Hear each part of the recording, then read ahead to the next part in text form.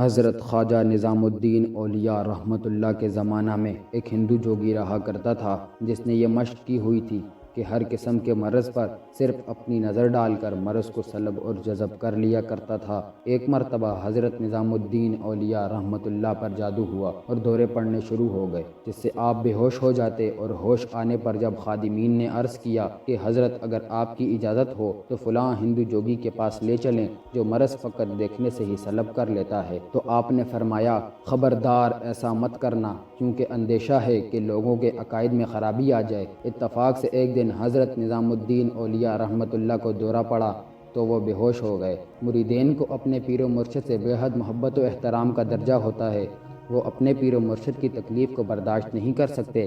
انہوں نے آپس میں مشورہ کر کے بے ہوشی کے عالم میں اپنے شیخ کا پلنگ اٹھا کر اس ہندو جوگی کے مکان پر جا رکھا اور حضرت کے فرمان کے خلاف کرنے اور آپ کی ناراضگی سے معافی مانگنے کا سوچا۔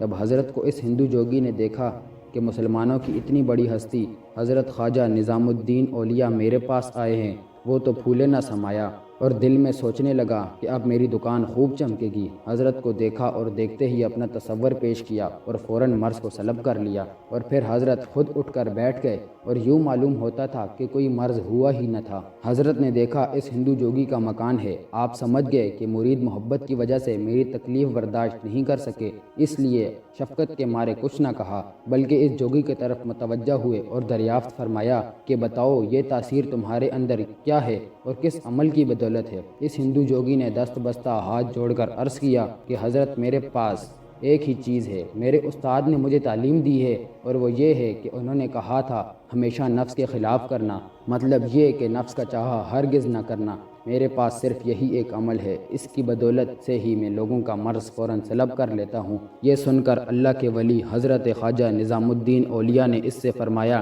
اچھا یہ بتاؤ کیا تمہارا نفس مسلمان ہونے کو چاہتا ہے؟ عرض کیا ہرگز نہیں۔ حضرت شیخ نے فرمایا پھر اپنے استاد کی تعلیم پر کیا عمل کر رہا ہے؟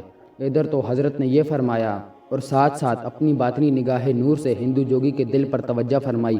نتیجہ یہ ہوا کہ اس ہندو جوگی نے ایک دم کلمہ پڑھ لیا اور صدق کے دل سے مسلمان ہو گیا۔ در حقیقت حضرت نظام الدین اولیاء رحمۃ اللہ نے اس پر اپنا نورانی اور روحانی اثر ڈالا۔ اس ہندو جوگی نے آپ کے مرض جسمانی کو ختم کیا، حضرت نے اس کے باطنی مرض یعنی کفر و شرک کو ختم کیا اور اسلام میں داخل فرما کر ہمیشہ ہمیشہ کے لیے نار جہنم سے بچا لیا۔ اس طرح احسان کا بدلہ احسان ہو گیا۔ یوں برصغیر میں ان عظیم و باکرامت ہستیوں نے دین محمدی کو پھیلایا۔